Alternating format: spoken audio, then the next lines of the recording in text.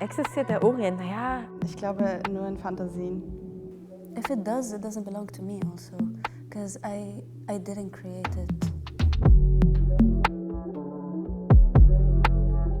Der Orient erfüllt die Funktion, wahrscheinlich ein Bild zu transportieren von etwas Imaginierten, was sozusagen eigentlich ja echt da ist, und zwar eine Region, unter der man sich halt den Orient vorstellt und wo sehr, sehr viel dann quasi hineininterpretiert wird, wo sehr viele Bilder transportiert werden. Für mich ist tatsächlich der Orient so ein bisschen was Illusionäres. Also ich muss bei Orient direkt an Aladdin denken. Liegt wahrscheinlich auch daran, dass ich mit Disney aufgewachsen bin. Ich habe auch immer gesagt, ich bin Prinzessin Jasmin, weil es halt die einzige orientalische Disney-Prinzessin ist, die existiert. Als ich 6 war und Aladdin geschaut habe, war ich so, I could be Jasmine, I could be that girl in the castle in the Orient.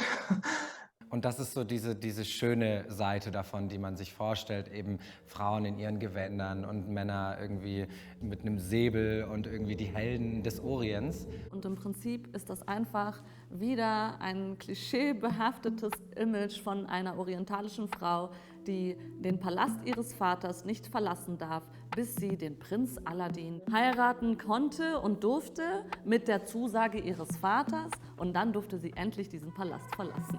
Und das wäre so der Orient für mich, aber in der Realität existiert das nicht für mich. Das ist komplett kontrovers zu dem, was ich an dieser Disney-Vorstellung eigentlich habe. Edward Said hat ja in diesem Buch Orientalism im Grunde so dargestellt, der Orient ist eine Konstruktion aus dem Westen. Ein bisschen wie der Begriff Authentizität, den kannst du nur irgendwie kreieren, wenn du von außen irgendwo reinschaust, wenn du von außen auf irgendwas drauf schaust. Schon allein die Begrifflichkeit Orient irgendwie in Bezug auf aufgehende Sonne, das kann ja nur aus einer Western Supremacy Position kreiert werden oder halt definiert werden. Absolutely. I would definitely consider myself as a woman of color, even though I'm pretty white. Erstmal, warum habe ich so helle Haut, wenn alle meine iranischen Familien zwar auch sehr helle Haut haben, aber trotzdem sehr viel mehr iranisch aussehen als ich und ich mich oft ein bisschen danach gesehnt habe, auch iranischer auszusehen, weil ich eben in Deutschland aufgewachsen bin. Aber was ist Color und wer kann Color zeigen oder wie viel Color ist Color genug?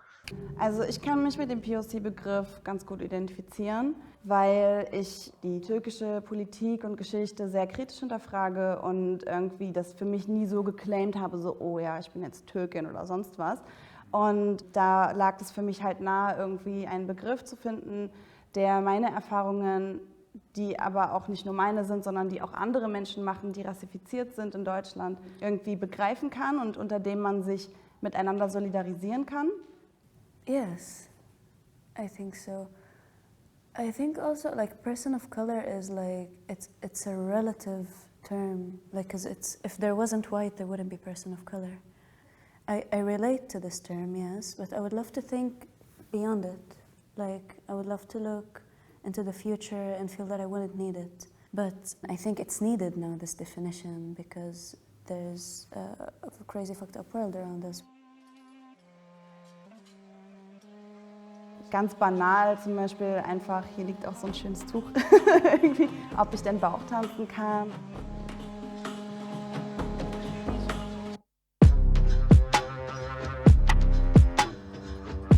Belly dancing to me, is such an important part of my life. And whenever I see the Western movies and the Western mentality, let's say, thinking about what belly dancing is, and that it's a men's club entertainment thing, you have to look back and see the origin of belly dance and how much of an important art form it is for our part of the world, and how you just took it and made it for fetishizing and exoticizing the woman.